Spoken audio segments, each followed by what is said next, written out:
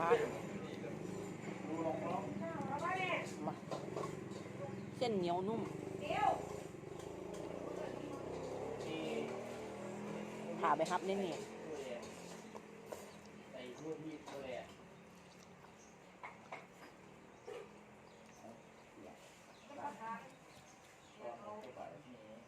กินยังกับบ่แล้วก๋วยเตี๋ยวเม่นเจ้าซื้อกี่บอกเจ้าซื้อยังไม่ได้ซีหาว่าตักหนึ่งซื้อเราตักหนึ่งไม่จะถูกเขาดิก็ยังงงเพราะเยอะยี่ห้าบาทเพราะผมก็ไปอยู่จะว่าของดีๆมีประโยชน์ได้สิ่งที่ค่าแต่ของที่มันไม่มีประโยชน์ต่อร่างกายคุณใส่ยาพิษไปซึ่งอย่างไร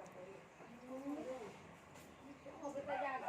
สามอย่างนี้ก็ถึงว่าเดินมาจะเข้าที่เรื่องกัดตาไม่ใช่หัวไม่เยอะ